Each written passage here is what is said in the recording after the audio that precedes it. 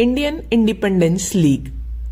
नेताजी के पूर्व एशिया पहुंचने से पहले एक वर्ष के दौरान देशभक्त भारतीयों ने भारतीय स्वाधीनता आंदोलन संगठित करने के महत् प्रयास किए थे। मोहन सिंह की पहलकदमी पर इवाइची फुजीवारा नामक युवा जापानी अफसर के दृढ़ एवं स्फूर्त सहयोग से INA इंडियन नेशनल आर्मी की कमान मोहन सिंह के हाथों में ही थी, जबकि इंडियन इंडिपेंडेंस लीग के नेता रास बिहारी बोस थे। लेकिन दुर्भाग्यवश नेतृत्व की अपर्याप्तता और अंतर्राष्ट्रीय मामलों में अनुभवहीनता के कारण आंदोलन टूट गया था। नेताजी आए तो आंदोलन अस्वस्थ था और INA निर्जीव प्राय थी, लेकिन अब जरा भी वक्त गवाए बिना वे पूर्व एशिया के स्वाधीनता आंदोलन को पुनर्गठित कर बलिष्ठ बनाने तथा INA यानी आजाद हिंद फौज को नए सिरे से खड़ा करने के अनवरत अथक एवं अग्रणी प्रयासों में जुट गए।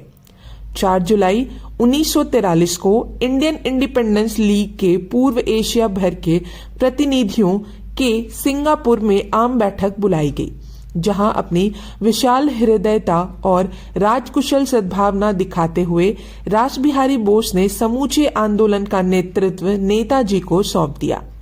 लीग के नए अध्यक्ष के रूप में नेताजी ने अपने वक्तव्य में स्वदेशवासी भारतीयों के वीरतापूर्व संघर्ष का उल्लेख करते हुए पूर्व एशियावासी भारतीयों के कर्तव्य इस प्रकार स्पष्ट किए।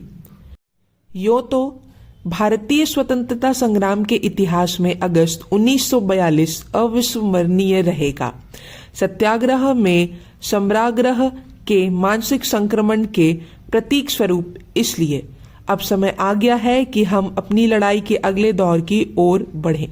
हमारे संगठन का उद्देश्य और प्रयोजन है ब्रिटिश साम्राज्यवाद के विरुद्ध शस्त्र उठाना। सभी श्रोता नेताजी के वगिमता से मंत्रमुग्ध हो उठे। उन्होंने लोगों के मन मस्तिष्क से सीधे 2 टूक शब्दों में बात की थी। सरल भाषा में उन्होंने अपने क्रांतिकारी जीवन का निचोड़ पेश कर दिया था।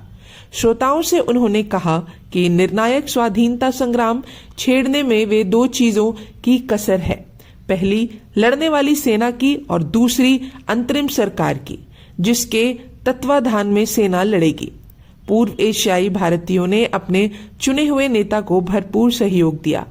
जिस राष्ट्रीय तिरंगे को ब्रिटिश साम्राज्यवादियों ने अगस्त 1942 में पैरों तले कुचला और रौंदा था, पूर्व एशियाई भारतीयों ने उसे फिर से ऊंचा लहराकर लड़ाई शुरू कर दी थी।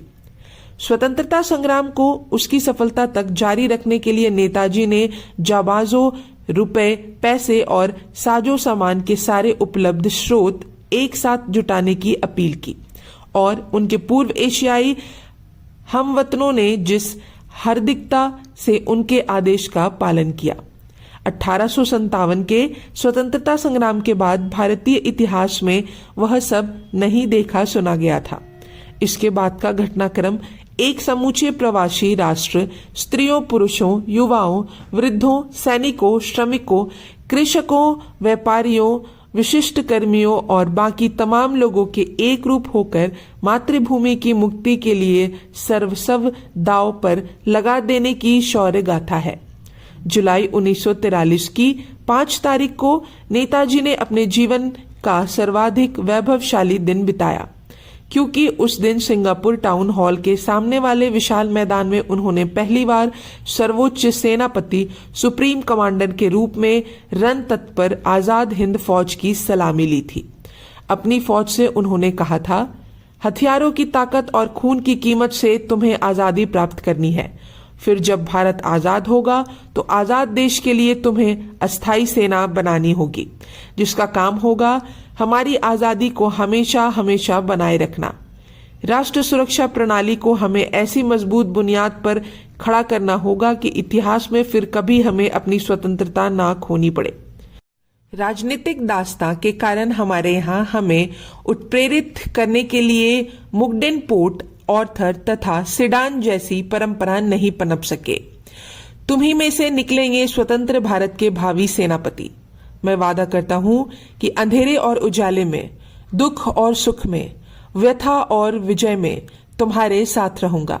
मैं तुम्हें भूख, प्यास, अभाव, प्राणपंथ और मृत्यु के सिवा कुछ नहीं दे सकता, पर अगर तुम जीवन और मृत्यु पथ पर मेरा अनुसरण करोगे तो मैं तुम्हें विजयी और स्वाधीनता तक ले जाऊंगा। मेरे वीरों, तुम्हारे युद्ध घोष होना चाहिए, दिल्ली चलो, दिल्ली चलो। आजादी की इस लड़ाई में हम में से कितने बचेंगे मैं नहीं जानता, पर मैं यह जानता हूं कि अंत में हम जीतेंगे, और जब तक हमारे बचे हुए योद्धा एक और कब्रगाह, ब्रिटिश साम्राज्यवाद की कब्रगाह दिल्ली के लाल किले पर फतह का परचम लहरा नहीं लेते, हमारा मकसद पूरा नहीं होगा। अगले दिन महीनों तक समूचे पूर्व एशिया में छितरी भारतीय बिरादरी में राष्ट्रीयता की नई चेतना फूंकने, देशभक्ति जगाने और स्वाधीनता आंदोलन की कमान संभालने वाला एक अनुशासित संगठन, जिसका मुख्यालय सिंगापुर में रखा गया, खड़ा करने के लिए नेताजी अनवरत श्रम और यात्राएं करते रहे। 21 अक्टूबर 1943 को सिंगापुर में एक ऐतिहासिक सभा में उन्होंने अंतरिम आजाद हिंद सरकार की स्थापना का ऐलान किया, और इस अंतरिम सरकार की 3 विश्व शक्तियां जापान, जर्मनी और इटली समेत 9 देशों ने मान्यता प्रदान की। इस प्रकार 200 वर्षों में पहली बार भारत के स्वाधीनता सेनानियों को अपने स्वाधीन राष्ट्रत्व की अनुभूति हुई। आजाद हिंद सरकार की पहली अधिकृत कार्रवाई थी ब्रिटेन और अमेरिका के विरुद्ध युद्ध की घोषणा। अमेरिका के विरुद्ध इसलिए कि भारत में यह ब्रिटेन का सक्रिय साथी राष्ट्र था। विदेश नीति संबंधी सरकार की यह सतर्कता ठीक ही थी कि धुरी राष्ट्रों में से किसी भी युद्धोत्तर योजना के प्रति उसने किसी भी तरह की वचनबद्धता व्यक्त नहीं की, और औपचारिक रूप से कहा कि युद्ध के बाद भारतीय नागरिकों की इच्छानुसार भारत की अस्थायी सरकार बनाई जाएगी। आजाद हिंद सरकार का घोषणा पत्र भारतीय स्वाधीनता संग्राम के इतिहास का एक स्मरणीय दस्तावेज है। नेताजी ने कॉफी पर कॉफी सुड़कते हुए पूरी रात जागकर इसे लिखा था। स्वाधीन सरकार की स्थापना की घोषणा के बाद नेताजी ने राष्ट्रीय अध्यक्ष एवं प्रधानमंत्री के रूप में पद की शपथ ली। वह अनमोल घड़ी भावनाओं से इतनी ओतप्रोत थी कि नेताजी सुबक उठे और उनके गलों पर आंसू बहने लगे। 22 अक्टूबर 1943 को नेताजी ने आजाद हिंद फौज की रानी झांसी रेजिमेंट को औपचारिक उद्घाटन किया। भारतीय वीरांगनाओं की यह युद्धक इकाई महिलाओं और पुरुषों की समानता में नेताजी के ठोस विश्वास तथा जीवन के प्रत्येक क्षेत्र एवं उपक्रम में महिलाओं और पुरुषों को समान अवसर मुहैया कराने की उनकी दृढ़ प्रतिज्ञा की ठोस अभिव्यक्ति थी। नवंबर 1943 में नेताजी ने टोक्यो में बृहत्तर पूर्व एशियाई राष्ट्र सम्मेलन assembly of greater east Asiatic Nations में भाग लिया, पर यहाँ उन्होंने प्रेक्षक बने रहना ही पसंद किया। एक तो इसलिए कि अभी उन्होंने जंगे आजादी जीती नहीं थी, दूसरे भारत की भावी सरकार को वे जापान एवं बृहत्तर पूर्व एशिया सह वैभव कार्यमंडल के साथी राष्ट्रों की युद्धोत्तर योजनाओं और व्यवस्थाओं से किसी भी तरह सहमति में नहीं बांधना चाहते थे। इसके बावजूद अपने प्रबल व्यक्तित्व, प्रभावशाली संतुलन, सत्यनिष्ठा तथा वागिमता के बल पर वे सम्मेलन पर पूरी तरह छाए रहे।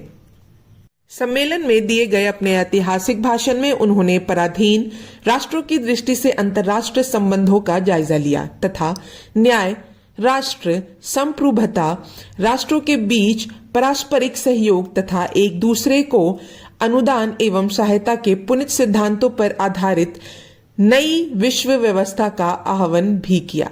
अंत में बर्मा के बामा द्वारा प्रेषित और सम्मेलन द्वारा पारित एक प्रस्ताव में भारत की स्वाधीनता संग्राम के प्रति पूर्ण हमदर्दी और समर्थन व्यक्त किया गया। इसके बाद प्रधानमंत्री तोजो ने सम्मेलन में घोषणा की कि अंडमान तथा निकोबार द्वीप समूह, जिन पर उस समय जापानी सेना का कब्जा था, अंतरिम आजाद हिंद सरकार के प्रशासनिक क्षेत्राधिकार में दे दिया जाएगा।